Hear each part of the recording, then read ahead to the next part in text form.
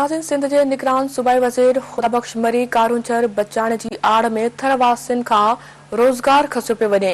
कारूंझर बाबति माण्हुनि खे गुमराह करण जी साज़िश कई पई वञे। इस्लाम कोर्ट में तक़रीब खे ख़िताब कंदे ख़ुदाबख़्श मरी चयो त चाहिनि था त साज़िशुनि मां निकिरी मादनियात जी मालिकी कनि। संदसि चवणु हो त चाहिनि था त मादनियात ज़रिए सिंध मां गुरबत ख़त्म कई वञे। अवां खे नाज़रीन अहम ख़बर ॾियूं था हलूं। सिंध जे निगरान सूबाई वज़ीर ख़ुदाबख़्श मरी कारूंझर बचाइण जी आड़ में थरवासियुनि खां रोज़गार खसियो पियो वञे।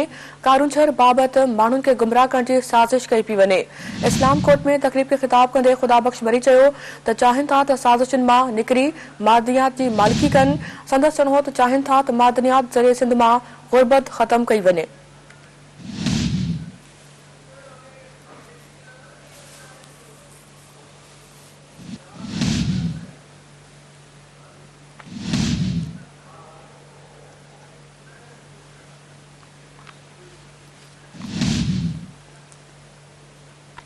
नाज़रीन अहम ख़बर अवां सां शेयर कयूं पिया। सिंध जे निगरान सूबाई वज़ीर ख़ुदाबख़्श मरी कारूंझर बचाइण जी आड़ में थरवासियुनि खां रोज़गार खसियो पियो वञे। कारूंझर बाबति माण्हुनि खे गुमराह करण जी साज़िश कई पई वञे। अवां खे नाज़रीन अपडेट कयूं पिया। इस्लाम कोर्ट में तक़रीब खे ख़िताब कंदे ख़ुदाबख़्श मरी चयो त हू चाहिनि था त साज़िशुनि मां निकिरी करे मादनियात जी मालिकी कनि। संदसि चवणु हो त चाहिनि था त मादनियात ज़रिए सिंध मां गुरबत ख़त्म कई वञे। इन ई हवाले सां वधीक तफ़सील सां राब्तो कयो आहे Sindh TV news reporter Sudhir Rathore सां। जी सुधीर, अपडेट कजो तक़रीब खे ख़िताब कंदे ख़ुदाबख़्श मरी वधीक छा चयो आहे?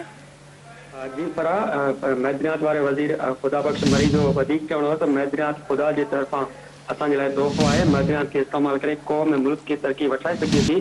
कारूंझर में क़ीमती मिनरल्स आहिनि जंहिंजो इस्तेमालु करे थर जी गुरबत जेका आहे उहा मिटाए सघे थी। हुन चयो त थर जे घरनि मां रोज़ानो नौजवान जा लाश निकिरनि था, माण्हू बुख वेगे मरी रहिया आहिनि। जॾहिं कारूंझर जी कटाई थींदी त थर में वरी तरक़ी थींदी।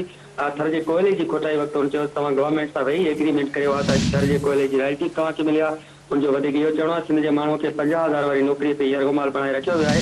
चाहियूं था त साज़िशुनि मां निकिरी पंहिंजी मैदनियात जी मालिकी करियूं। हुन चयो त हल्फ़िया चई चुको आहियां त कारूंझर में जेके बि मज़हबी इबादतूं आहिनि या उतां जे जेके मक़ामी माण्हुनि जा ख़दशा आहिनि उन्हनि ते मुकमल तौरु नज़र आहे ऐं उहे जेके मज़हबी इबादत आहिनि उन्हनि खे महफ़ूज़ करे सिर्फ़ु पथर जेको ग्रेनाइट आहे हुनखे कढियो वेंदो। कारूंझर जी बचाव जी आड़ में थर जे माण्हुनि खां रोज़गार जो वसीलो जेका आहे उहा फुर कयो पियो वञे। उनजो इहो बि चवणो त माण्हुनि खे गुमराह करण जी हिकिड़ी साज़िश कई पई वञे। या शामिल में जेके आहिनि थर जो अवाम जेका साज़िश में शामिल न थिए। अवाम मैदनियात इस्तेमालु करण लाइ रोडनि ते निकिरी मुंहिंजो साथ रहे। उनजो वधीक इहो चवणो हो त मैदनियात इस्तेमालु करे तरक़ी कई आहे दुनिया। असां सिंधी जेके मैदनियात हूंदे बुख वेगे ख़ुदकशियूं करे रहिया आहियूं।